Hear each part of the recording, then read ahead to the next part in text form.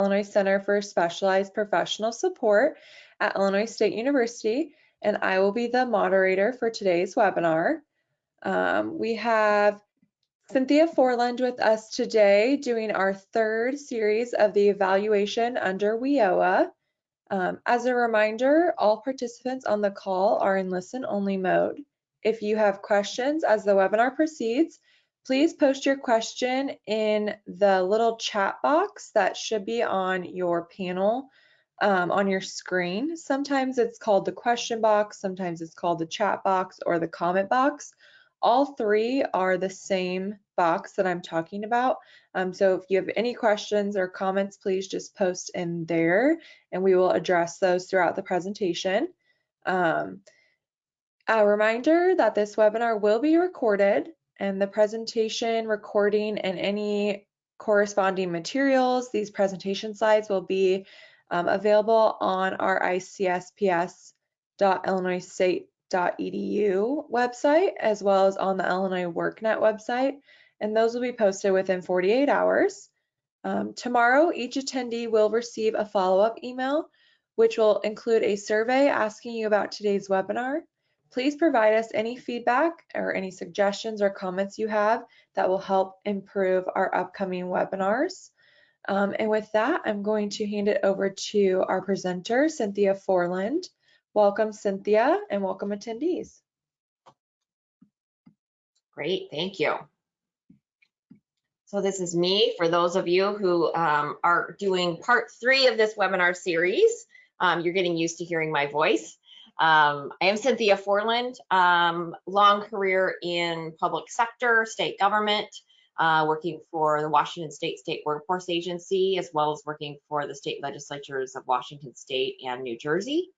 Led up at this, in Washington State, led up the research LMI shop. So very familiar with ad hoc data requests, evaluations, and that sort of thing. So I know a little bit about what I'm talking about. I'm going to skip back to our title slide for those of you who might not have seen it. We're going to be talking today about reporting evaluation results, capping off this series of 3 webinars on evaluation under WIOA. Objectives for today: welcome and introduction, where we've already started that now. I'm going to have a couple questions for you all in just a moment to find out a little bit more about who's joining us this morning.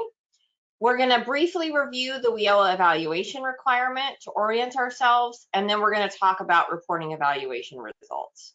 So the idea here really is you've done your evaluation, now what on earth do you do with that? Then we're going to have some additional resources and wrap up. So with that, we're going to do a poll, and Kirsten is going to help us with that, but we want to know what local area you're from. So Kirsten, if you can pop up that poll, and folks, let us know where you're from. If you're from an area, if you want to give us more specific information of where you're from than these categories, please don't hesitate to put that in the chat.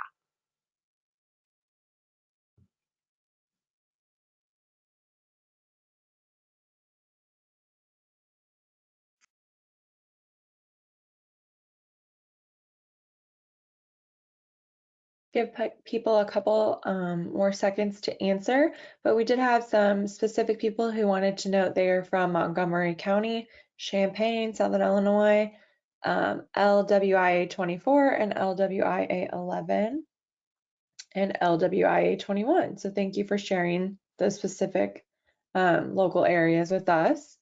I'm going to go ahead and close the poll here and share our results.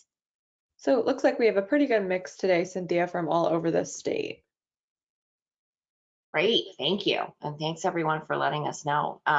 With all 3 webinars, we've had good representation across the state. And so I love hearing that, because I know with your state, as with many states, very different situation in some of the more rural counties versus Chicago. It's like dealing with Washington State. Everyone thinks everything's Seattle, but no, it's not.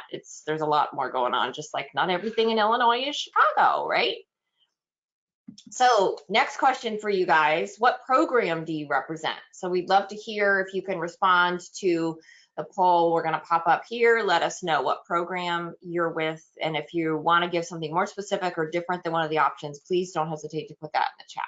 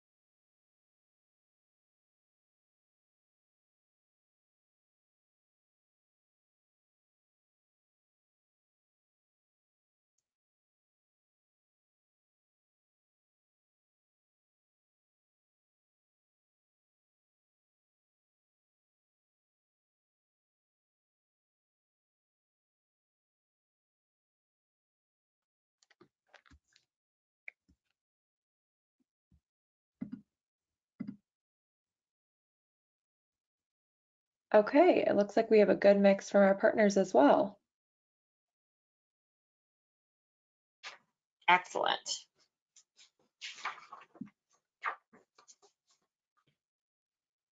Okay, then we're going to continue right along. And I'm going to give you guys a break after this next slide, but one more time I want you guys to respond, partly just to make sure everybody's awake, right? But this is going to be an open-ended, so this isn't a poll. Please enter in the chat, what is the greatest challenge you face in communicating the results of an evaluation? And if you've not been in a position yet to be trying to communicate the results of an evaluation, kind of put yourself in that position and say, what do you think the greatest challenge would be in communicating the results of an evaluation? So let me just give you a moment to provide some answers in the chat.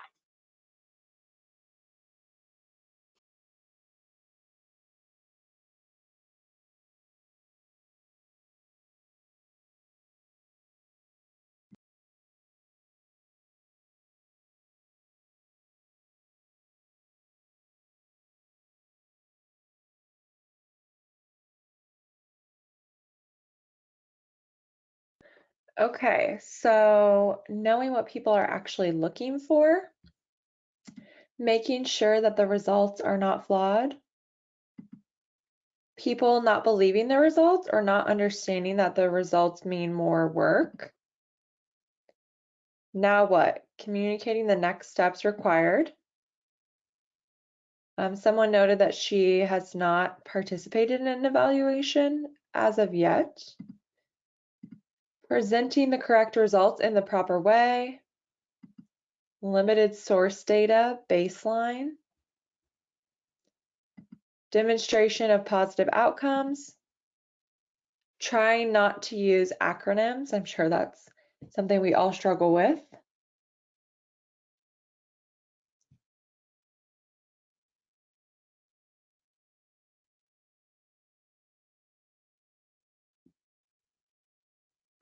I don't see any more coming through, Cynthia, but we can give people a couple more seconds if you'd like. No, these are some great examples, and yeah, please keep entering them as you go. I love some of these, and these are framing up nicely some of what we're going to talk about today. Knowing what they're looking for exactly, you know, have we actually studied the right thing? Now what do we do? We've done this great evaluation. How do we keep it from just sitting on the shelf? Limited baseline data. I like that. The idea that, okay, we learned a lot, but how do we know how well it compares to what happened before? Where's the context for that? Folks not believing or understanding, that can definitely be an issue. Sometimes folks don't understand the complexity of a study, get lost in that, or if they see results that don't mesh with their experience, then that's going to be difficult. The desire to demonstrate positive outcomes, right? Yeah, you want to show that what you're doing is really making a difference, and ensuring that what you're presenting is not flawed, so that what you're doing, the methodology you use has integrity and rigor to it, so that what you present is truly meaningful and accurate. So those are some great comments. Anything else popped up? Yeah, we had a couple. Making changes to better serve customers based on the evaluation, resources available to proceed with the recommended outcome, and expressing how important it is to be intentional with the data. Oh, we Right. had I like that, one resources more. to proceed. You cut out just a little bit, Kirsten. Sorry, we have one more. Clearly defining what the data is and is not saying, controlling Mhm. expectations of the outcome. That's great. Yeah. What is it saying? What is it not saying? That's excellent. And the idea of resources to proceed. You can have some great results that tell you what to do, but if you don't have the resources to actually do it, then that can be a little bit of a challenge. So thank you everybody for sharing those thoughts, and you guys are spot on. You're raising things that are particularly the kind of challenges you're going to face. So I like that you guys have a really realistic viewpoint and clearly get at what the challenge is here. So that frames up nicely what we're going to be talking more about today. So thank you for contributing. Just a really quick reminder, not going to spend much time on it for those of you who've been on all 3 webinars, but just a reminder that the reason we're talking about all this is well, first and foremost, because evaluation matters, right? Because we want to know that what we're doing is making a difference and having an impact. The money, the time, the energy that's spent is really helping folks get better jobs, better wages, a new job, make a career change. In addition, more explicitly, within WIOA, there is an evaluation requirement. The state, in coordination with local boards and state agencies, must conduct ongoing evaluations of Title I core programs. The whole idea here is conducting evaluations to promote, establish, implement, and utilize methods for continuously improving core program activities. The idea is we want to keep doing what we're doing better and better every single time. We talked about the very first session. We're going to come back to a piece of that evaluation requirement that talks about reporting. So that's going to be a little lead in for what we're going to do today. The state must annually prepare, submit to the state board and local boards, and make available to the public reports containing the results of evaluations conducted to promote the efficiency and effectiveness of the system. So there is an explicit requirement that, okay, you're going to do these evaluations, but you also need to share the results of those evaluations within the state and with the public. Well, that's no easy task as we start to think about that. Technically, you could put some things up on a website, but when we talk about reporting in a meaningful way, that becomes a little more complex. So you have identified what you want to learn. You've designed the best type of study for that question, and you successfully conducted the study. Now what, right? So you've done all those amazing steps we've talked about. You've done it beautifully. You've done the most rigorous possible study for the question you have. Now what do we do to make sure that the results of that evaluation have a real impact in the world?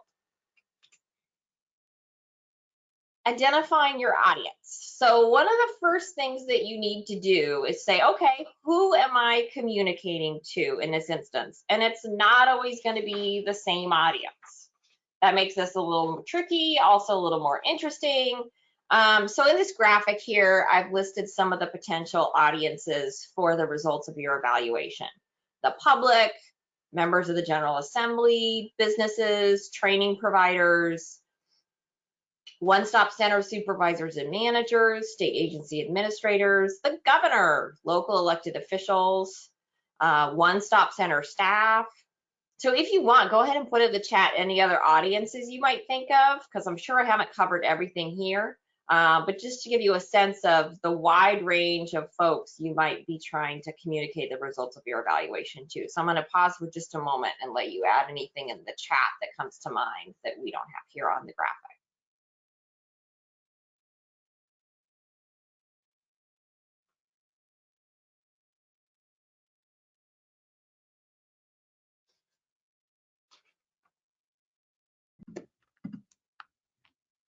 We have partners, training providers, grant agencies,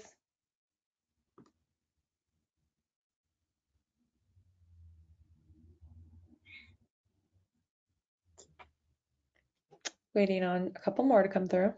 Sure, yeah.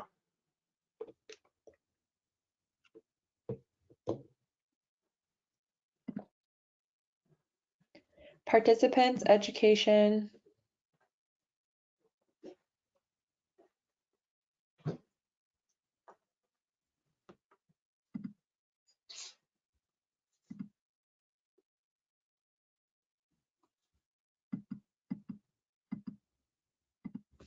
Okay, those are some great additions. Thank you. The idea here that even with one evaluation, you might have a whole series of audiences that you're going to be trying to reach, because you might want to be sending one message to One Stop Center staff, a different message to, for instance, the Illinois Workforce Innovation Board, as well as members of the legislature. So this just gives you an idea of the task that is in fact ahead of you as you start to think about how to report out on your results. There is no one way of presenting the results of evaluation that will work for all of these audiences. You are going to need to customize your reporting to meet the needs of your audience or audiences. This may mean communicating results in multiple formats. So here we talk about more work, and I think somebody talked about that at the very beginning when we asked about a challenge with evaluations was more work. I think they probably meant more work based on the evaluation, but you also have more work just to report out on the evaluation. So when we talk about a governor, for instance, governor's office, governor's staff, they're going to need higher level information, clear action items from you. If you're communicating with frontline staff about how a program was implemented, you're probably going to be pretty specific about some of the things that they can do differently or keep doing as they're working with individual clients. So we're going to talk about that some more today, but that's the basic idea, is you can't have a one-size-fits-all approach if you want to make sure your message is really effective and really gets to the results that you want. So that's that first question. You figured out who your audience or audiences are. Now you have to ask yourself, what action do you want your audiences to take? Ultimately, that needs to be the focus of what you're reporting out on. If you start off a report by saying, here's everything we did and everything we looked at, particularly for folks who are busier, higher level folks, and when I say higher level, I mean higher up in management of the legislature, and they have 20 million things on their plate, they're probably going to zone out on you. Similarly, if it's supervisors, managers, frontline staff, they also might zone out on you because they're like, okay, I'm busy. What do you want me to do? Help me out here. So you really want to focus first on what action do you want that audience to take? And in the next few slides, we're going to talk through some examples of that based upon the examples of types of studies that we've talked about over the course of these 3 webinars. So this section I call reporting for action, because this really is what this is about. Once you've done an evaluation, you want to change behavior. Otherwise, why would you have bothered to do the evaluation? So let's take the example of an implementation study. Let's say your implementation study of a new work readiness assessment for low-income adults showed that only 10% of participants in the WIOA adult program signed up for the assessment. So as you may recall, an implementation study is looking at the basics of how you roll out a program. Well, in this case, we're finding out, we didn't really kind of get to as many people as we were hoping to. So an action here could be, well, what if we say we want to simplify sign up for the new work readiness assessment to increase participation and provide prompts for job seekers for completing the assessment? The audience here would be WIOA adult supervisors and managers. Now, in each of these instances, as we walk through these, there are going to be cases where the audience may be different, or there might be an additional audience. So in this case, it might matter if you want to simplify sign up, you might need to be working with your IT folks, with higher level agency management. It could depend upon the particular situation. I just emphasize here for audience that this would be focusing on folks in the WIOA adult program who are administering that program. So I am going to pause for just a moment and let folks, if you guys have any questions, and we're going to go through a couple more scenarios like this, but also too, are there any audiences you would think would be important to reach if in fact you want this action to be able to take place, simplifying sign up and providing prompts for completing the assessment?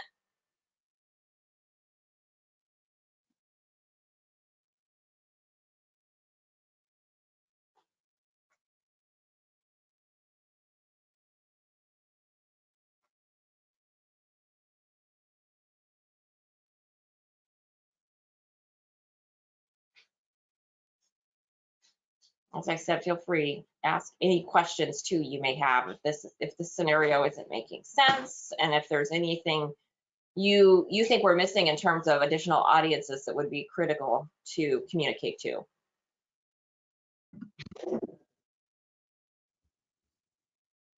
I don't have anything coming in yet. Okay, all right, then we will keep plugging along. So the next example here of reporting for action is we're going to talk about an outcome study. And that's, if you may recall, an outcome study is looking at the basic idea of what was the initial outcome of folks enrolled in a program or a service. Income is a common outcome, employment is a common outcome, you know, the sorts of things you're familiar with performance indicators. So let's say your outcome study was of a plumbing apprenticeship program, and it showed that 95% of those who completed the apprenticeship were employed as plumbers 6 months after completing the apprenticeship. But, because first that sounds really great, right? But 35% of those who started the apprenticeship did not complete the apprenticeship. So this is really good news. If you get through the apprenticeship program, you're employed as a plumber 6 months out. We just need to make sure that folks are actually completing it. So here's a potential action. Provide case management support throughout the apprenticeship program to ensure that those who start the program can complete it. Because we don't know from the study what some of the factors were for not completing it. Potentially it could have been not having childcare, not having travel, not having other supports. So by providing case management, you would be able to connect people to whatever resources they might need to help support them in that work. Our audience here would be one-stop center supervisors and managers. And also in this case, I highlighted the Illinois Workforce Innovation Board Apprenticeship Committee. So your state board has in particular an apprenticeship committee, and they would probably be very interested in these results and how to better support folks who are going through the apprenticeship program. The other action I didn't mention here, but this is also something you want to keep in mind, is sharing the good news, right? You want to let folks know, let prospective enrollees know, let employer groups know, let others know that this is really successful. If you go into a plumbing apprenticeship program, you complete it, you're going to have strong employment. So that's something you want to consider too. I focused here on the action you would want someone to take in order to address the 35% who did not complete. But I don't want to lose here also the fact that you do want to share that good news that these are really great outcomes for those who complete the program. And once again, I'll pause here. If there are any questions or any additional feedback or comments on who the audience should be or what that might look like.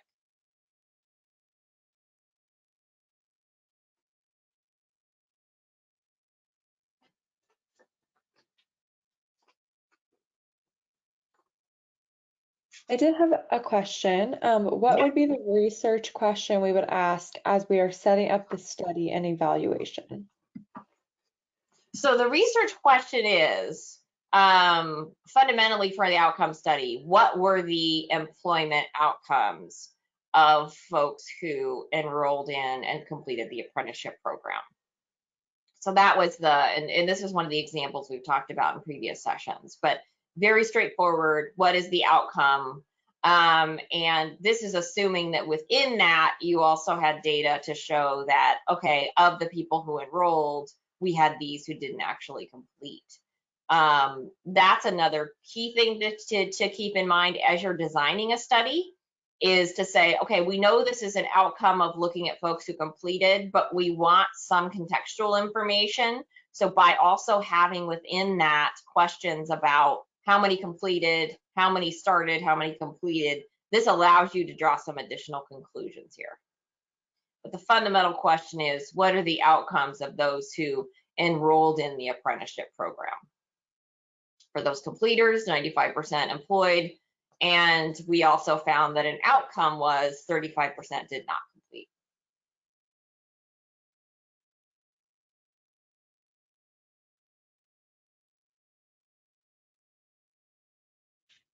Okay, Cynthia, I haven't had any other questions or comments come through. All right, let's go to our third example. So an impact study. This is the one where we really try to figure out, did being in this particular program make a difference compared to folks who were not part of this program? So here we have an impact study where we showed that dislocated workers who received one-stop center services found work more quickly than those who did not. So what is an action? Well, let's invest in further study of the impact of specific one-stop center services on reemployment of dislocated workers. So why more research? That sounds kind of boring, right? So once again, I would emphasize here that you would want to spread the good news, to say we really make a difference when folks come into the one-stop centers. We're helping them find work more quickly than those who did not come in. So there's that good news to share. But in terms of wanting to learn more, you found out that one-stop center services were successful. But you now want to know, okay, I want to know more specifically the impact of individual one-stop services on reemployment of dislocated workers. So what is the real difference maker? Is it a resume workshop? Is it instruction on labor market information? Is it a job club? So if you break this out with further research to say, not just did someone receive services from the one-stop center, but what particular services they receive. If in fact you can discover, oh, job club made this huge difference, then you're going to really want to encourage all of your dislocated workers to come in to be a part of a job club, to have that peer support, that peer sharing. If you find out that the real key was a resume workshop and being able to make sure you could present yourself on paper in the best possible way, then you're going to want to really encourage folks to go through that. So that's why that could be a potential action out of this, is we've gotten an initial answer, but we want to know more about the impact of specific programs. In this case, audience would probably be the Department of Commerce and Economic Opportunity Leadership, Illinois Workforce Innovation Board members. I kept this at pretty high management level. This is going to depend within your own state whether or not there are monies set aside for research. And so if there are additional pots of money to say, oh, we have the capacity to do additional research, we don't need to get sign off from higher ups to get additional money for that, then it might not need to go to that high level. But it never hurts to let folks know what you're looking at and what you're looking at next, and keeping leadership in the loop on what you're looking at. And once again, to share that good news that ultimately you're seeing that one-stop center services make a difference for dislocated workers. Any questions on that or comments?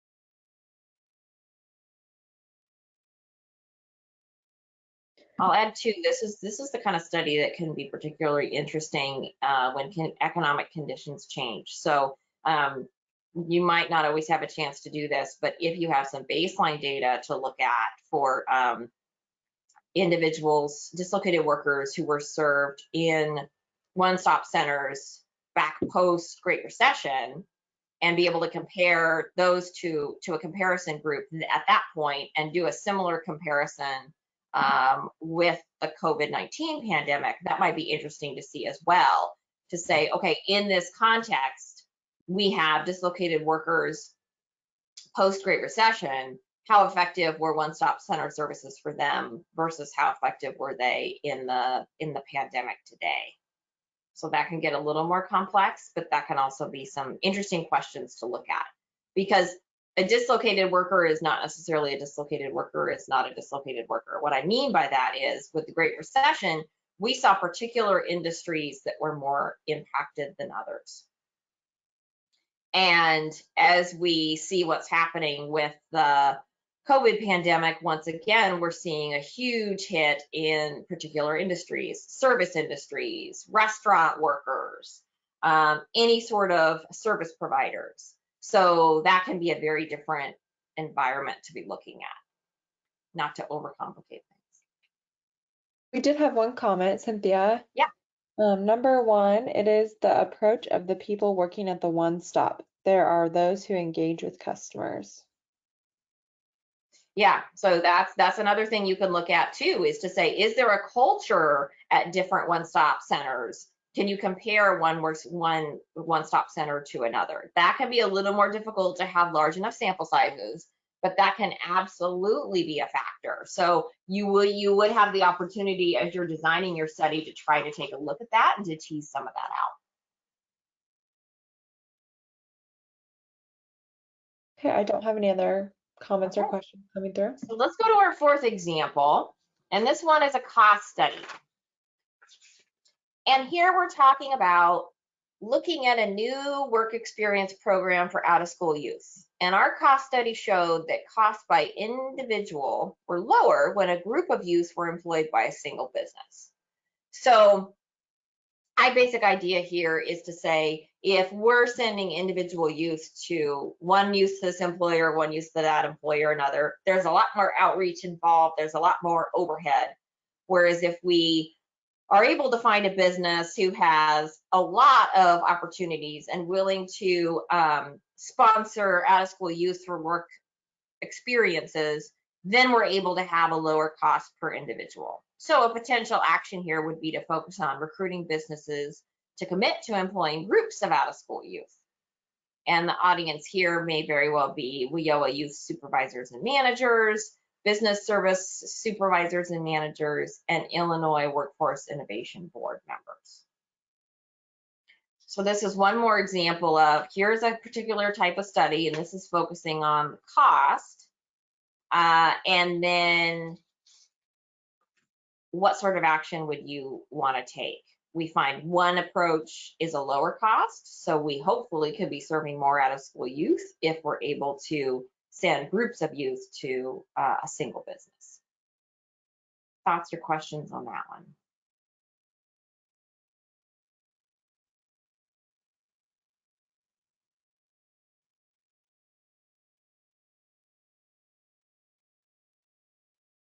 Okay, I'm going to circle back to these examples too as we talk through the next couple of slides.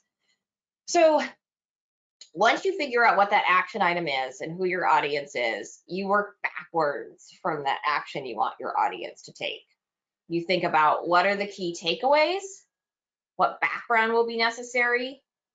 Think about whether you'll have the opportunity to brief the audience in person or simply provide written materials, what that looks like. So I'm now going to take us back through these as we think about those steps. So with this first one, our implementation study of the new work readiness assessment. If our audience is primarily WIOA adult supervisors and managers, potentially you'd have the opportunity to do an in-person briefing if there are staff meetings that happen. And maybe that's something you could do across the state through virtual means, or you might want to have on-site meetings. You might be able to have supervisors and managers brief their staff on what this is. With any audience, and we'll talk a little bit more about this with any audience, keep it simple. What's the relevant background? What's the relevant background here? The relevant background is we have a new work readiness assessment. Now, assuming the fact that, and this is a little more background that I didn't put on the slide, but theoretically, we've implemented this new work readiness assessment because there's a major evidence base behind it. We know it's worked over in Montana. We know it's worked in New York. It's really a proven assessment. So that's the reason we even bothered to implement it at all. So including some of that background information can be very helpful. But usually you're going to want to start off with something that's as simple as possible, focuses on that action, and then what's the minimal amount of background and context to make that action compelling and believable. let's look at the next example, the outcome study. And this is a slightly different audience. So let me talk a little bit about what that approach and that background might look like. Here's where we're wanting to talk about the plumbing apprenticeship program and making sure that folks who start it actually complete it. Now, one of the audiences we've identified here is the apprenticeship committee of your state workforce board. So this is an example where hopefully you would be able to make a presentation to that board. Sit face to face with members of that apprenticeship committee who are committed to this mission, walk them through the basics. Once again, what is the most relevant background? They're probably going to want to know a little bit about this plumbing apprenticeship program, how you're recruiting folks to the program to make sure that the right folks who will be committed to it are a part of it. They'll probably want to know a little bit more about what were the reasons why folks did not complete. You aren't always going to know those because you don't necessarily know when you first design a study that something's going to come out of there that tells you something about people not completing. So you also want to be really upfront and say, here's what we know and here's what we don't know. We don't know all of the reasons why people did not complete because we didn't know this was going to be an issue. So this is why what we're recommending is case management support for folks throughout that process. We also talked about as an audience one-stop center supervisors and managers. This is one too where the background is probably going to be a little bit different than for the apprenticeship committee of the state workforce board, because you're going to want to know more about, if I'm working at a one-stop center, I know what kind of screening I do for helping people get into an apprenticeship program, but I don't necessarily know if that's what folks in other offices are using. So I probably am going to want to know a little bit more about that, a little bit more around information, maybe even include, if it's available, some demographics on people who were enrolled in the apprenticeship program, as well as those who did not complete. So those sorts of things, more on the ground information, might be relevant for one audience and not the other. So as we said previously, this means you might be producing multiple documents based upon your audience, because you want to make sure you're talking about what will grab them in and be really relevant for the action you want them to take. Let's talk about the example of the impact study. This is the one where we talked about dislocated workers. We ultimately probably want to do further research to find out about specific services, and as we got a question about potentially if there's a difference from one-stop center to another. This we talked about presenting to high-level folks, leadership at the state agency, workforce board, state workforce board members. So this is the kind of thing you think about, what sort of background is going to be most relevant to them so that you can make the case you want to make. This will be talking a little bit about what the range of services are, because particularly, let's say, if you're an employer who's on the state board, you don't necessarily have a lot of familiarity with what it means to get services from a one-stop center as a dislocated worker. So you would want to know a background. These are the kinds of services that we provide, and potentially if we do more research, these are the ones we would be breaking out. So provide that sort of background and information. If you're providing this sort of thing to folks who are working at the one-stop center, who work with dislocated workers, you don't need to spend as much time, for instance, on that background of what those services are, because folks are really familiar because they're working with that on a day-to-day basis. Also think when you're working with higher level leadership, once again, like I said before, the ability to do it in person or not, and visuals. What are the things that are really going to draw people in and help you make the case that you want to make? Talking a little bit more about this fourth example and what context, what background, what else would you want to provide? This is the one that's talking about how we recruit businesses to commit to out-of-school youth work experience. So this, once again, if we're talking about WIOA youth supervisors and managers, you might want to give a little more detail in background of the kinds of work experience we're talking about, the kinds of employers we're talking about. For business service supervisors and managers, probably want a little more context and background on how the work experience program for out-of-school youth works, what that experience is for employers, because that's the perspective they're going to be coming from, wanting to know what this means for employers and what's in it for employers. And then again too, with your state board, What sorts of things are they going to want to know and understand? What context will they need? Do they know much about what a work experience program is? Do they know much about what's going on with out-of-school youth and how with WIOA, the shift in emphasis to out-of-school youth really made it a priority to focus on out-of-school youth even more than in-school youth. So what are some of those additional pieces of context that might be important? So coming back to that slide that we were using to go through each of those 4 scenarios, what are the key takeaways? What background is necessary? And what sort of format will you be able to provide something in? You're always going to have some sort of technical appendix walking through the nitty-gritty of how the study was done, what the methodology was, what your sample sizes were. Did you do surveys? Did you just pull from administrative data? So I don't want to downplay that too much. You've got to have all that there.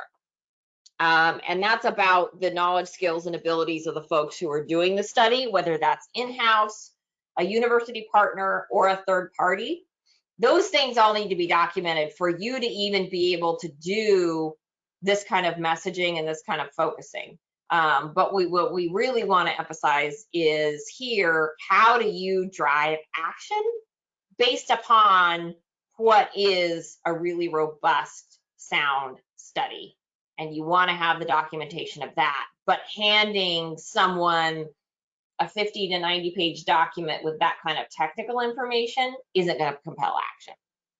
You might get a couple legislative staff who have a background in research and will want to spend the time reading that much. You want to have it on hand to share, but that's really not going to get you, that's usually not going to motivate the folks you're trying to motivate to take action. Questions or comments on that?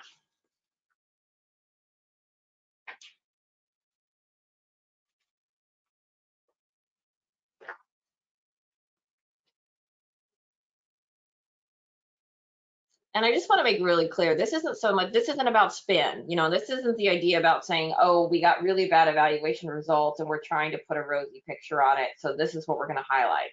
No, this is about you using your judgment to say, here's what we studied, here's what we found, and based on what we found, this is what we're recommending happen next, and this is who we need to take that recommendation to. That's really what this is about. So I want to talk a little bit more about this kind of writing. This is not a mystery novel.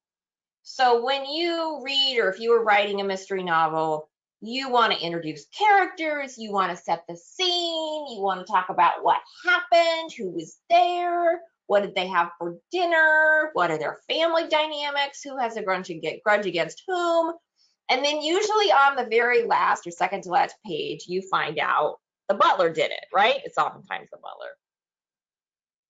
But in this case, that's not the kind of writing we want to do. And this can be tough because especially if you put a lot of work into a research study, your third parties put a lot of work into it, your own in-house staff have put a lot of work into it. You want to talk about what you did. You know, I had this great methodology and here's what we had and here's what we discovered, and that's all great. Like I said, you need to have that in your back pocket. But for the purpose of focusing on action, you want to start off with the butler stole the ruby brooch. I decided not to go too dark and not make it some sort of grisly murder, right? So you want to say from the beginning, here's what we found. We found that dislocated workers did better if they went to one-stop centers than if they didn't. Don't bury the headline. So the butler stole the ruby brooch. Now, as we go further into whatever we're writing, we're going to give a little more context and a little more information.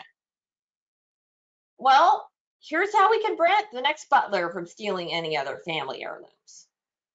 This is potentially a recommendation, right? Here's what we learned. Here's ways that we might be able to keep that from happening in the future. So in that case, how they did it becomes relevant because you want to talk about that in the sense of how do we prevent it. And by the way, here's more detail about how we learned that the butler did it and how we did it. So when you're thinking about this sort of thing, even though it can be a little disappointing to not have a big lead up, remember, not a mystery novel. Lead with the fact that the butler did it, what he or she did, and what action do you want someone to take based on that. Any thoughts or questions on that?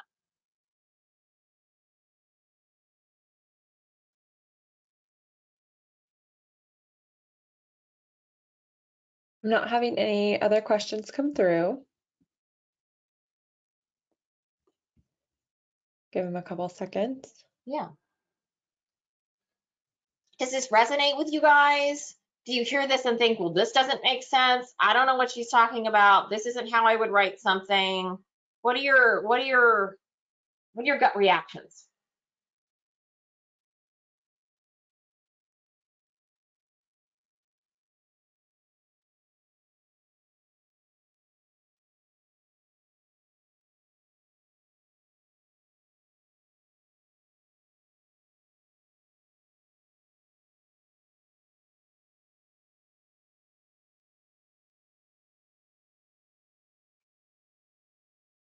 Okay, so this either makes total sense or I've totally confused you.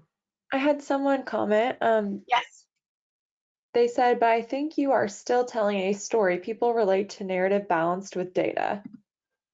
Yes. Yes. So you are, that's an excellent point. So you are very much still telling a story, but you're leading with, here's what we found, as opposed to building up to it, building suspense, right? With a mystery novel, you want to build suspense, you want to create suspicion that maybe the mother-in-law did it, or maybe the stepsister did it. Whereas here, we're not necessarily going to be delving into that as a narrative.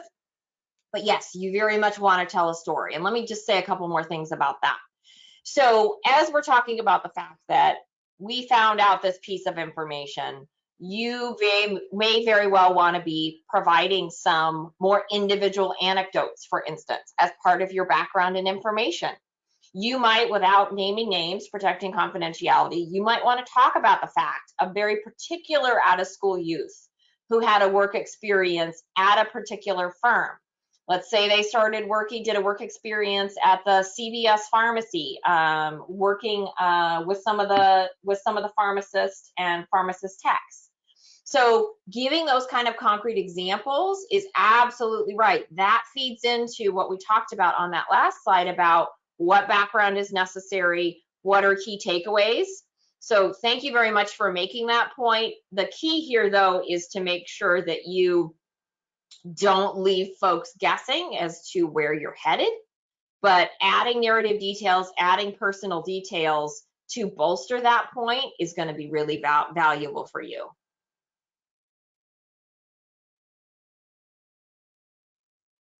I would add one more point too along those lines, and this will take us back to the third bullet here. Will you have the opportunity to brief the audience? You can also take into consideration, do you want to bring in individuals who've been served by a program? If you're talking about the apprenticeship program with plumbers, do you want to bring in some employers who are part of that program? Think about that too. If you have the ability to do something in person, you can also think about, even if you can't do something in person, as we've learned with the current pandemic, can you do a video? Can you make a video to post on the website with some testimonials? That can be incredibly relevant.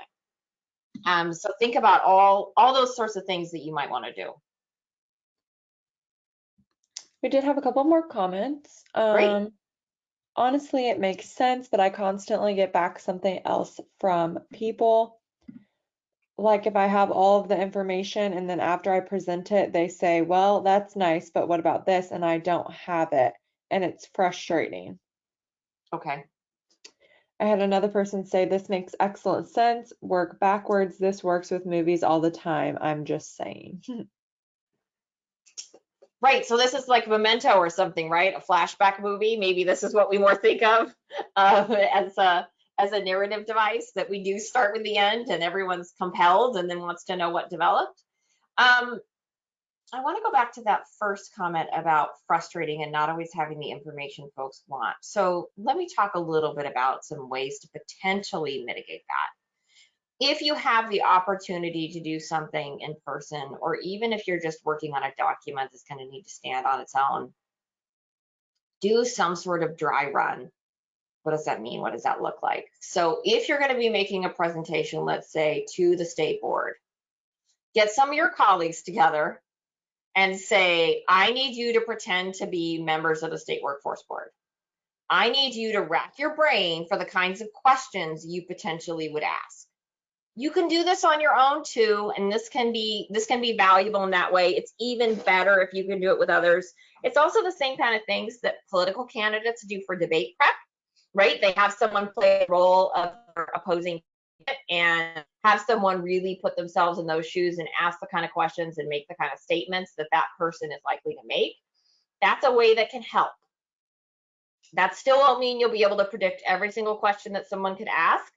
But if you do that, and let's say with the state workforce board example, if you have someone, one of your colleagues say, I need you to pretend to be a business. So you wouldn't know as much about the workforce development system, but you would know a lot about your industry and your experience and what you need from job seekers. Have someone else say, I need you to be head of the K-12 system. And maybe that's a superintendent of public instruction. That's the perspective I need you to come from, and do your best to think what questions you would ask and what you would care about as I'm reporting out on this. So that's one way to help. I mean, another thing you can do is say, and I'm sure you're already doing this, but just to say, I'll get back to you on that. Make sure you do get back in a timely fashion, because inevitably there will be some questions that come up that you don't anticipate and aren't necessarily ready for. But doing dry runs, having folks role play as members who may be asking you questions really can make a huge difference. The way I like to put it is in-house in your office, you want to be asking tougher questions and kind of stumping yourselves even more than when the real event happens, so that the bigger grilling you had was in-house and you've kind of gotten that out of the way and you have a sense of what to expect. The other thing I would do too, if you're not doing an in-person presentation, if you're doing something that's a standalone document, try to do something similar as a dry run and having folks reviewing it and say, can you review this not from your perspective, knowing what you do in your day-to-day job, but can you review this from the perspective of a legislator who's going to be reading this and who cares about their district and their constituency? What would be important to you? What's missing? What's not here? So that's a little bit different kind of dry run, just kind of that proofreading, but really asking folks, focus not so much on grammar and, you know, punctuation. Of course, you need to do that review, but that substantive review, and even assign people individual roles that you want them to play to try to predict what that audience would want or need that you might not have there already. Any other comments come in?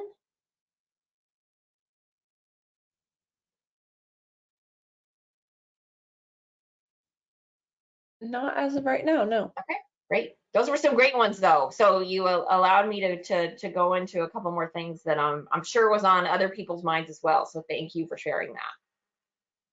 Here's where we get to some exciting hyperlinks.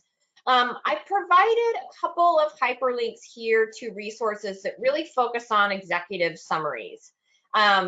These aren't necessarily going to be, some of them are more for policy briefs, some of them are more for business writing. So this isn't necessarily tailored exactly for what you're going to be doing, but the principles are critical, essential, and they're the same. Talking about the sorts of questions you want to ask, the sorts of elements you want to cover. So this will give you some concrete resources to go back to after this webinar to think about the sort of principles we've talked about. So in addition to the content in the slide deck, you can look at these to see some additional, even more concrete and specific ideas as to how to build an executive summary, policy brief, one-pager, whatever you want to call it. In these cases, these resources refer to executive summaries, but to help you with some of the basic principles of how to go about doing that.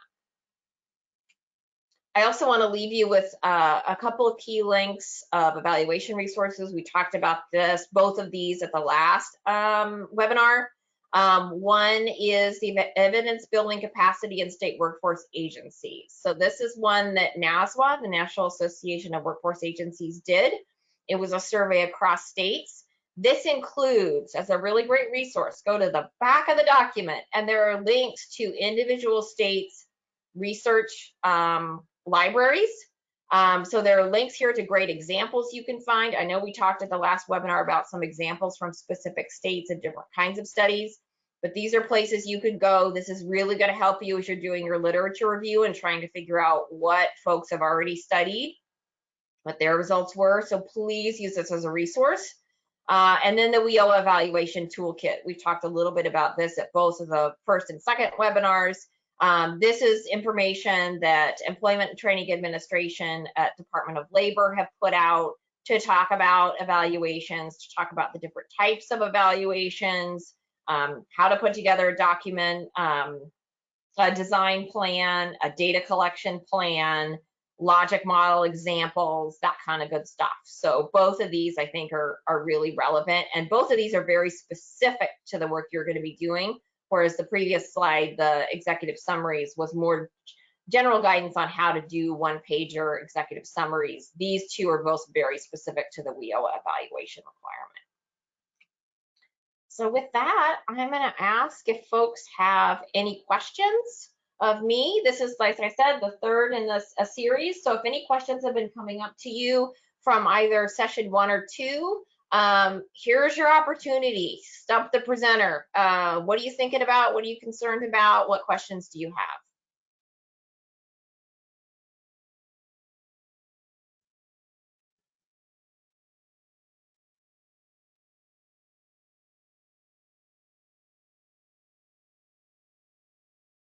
I had one question ask if this webinar will be available to view at a later date, and the answer to that is yes. You can view this recorded webinar within 48 hours on our website, which is icsps.illinoisstate.edu, or on the Illinois WorkNet website as well.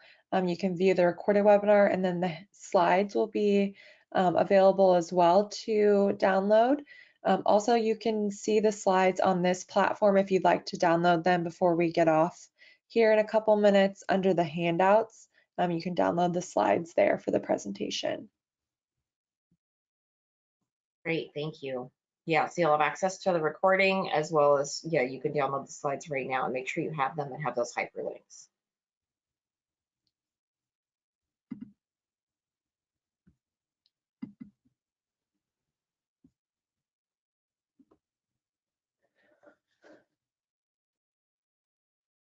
I don't have any more questions coming through, but we can definitely give people a couple more minutes.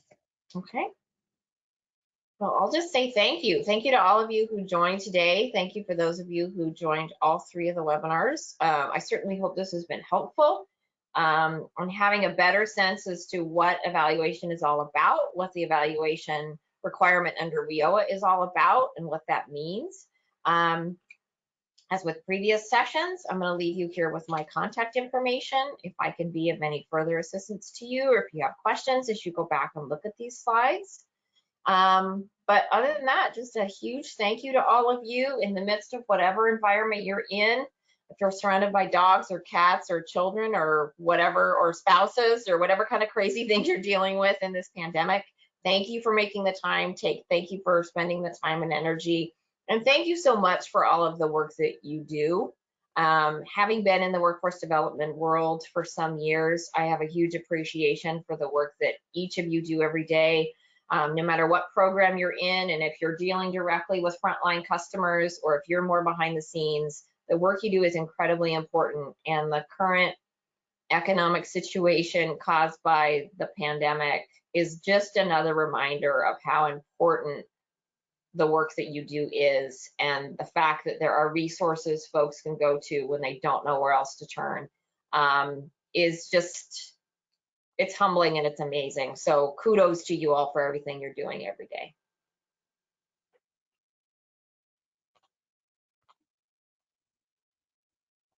And if we don't have any other comments or questions, I think I'll turn things back over to Kirsten.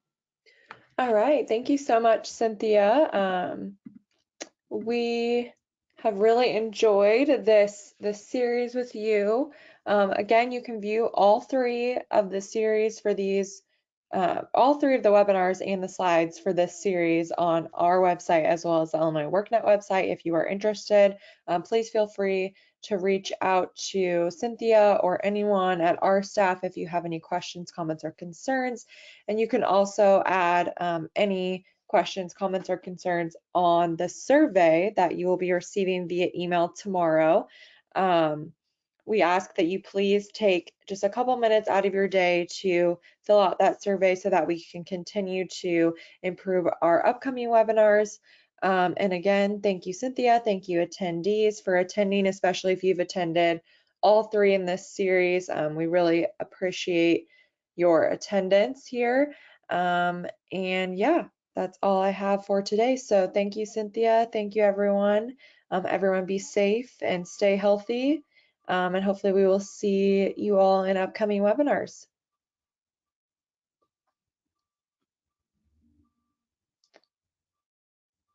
All right, thank you, everyone. I'm going to end the webinar.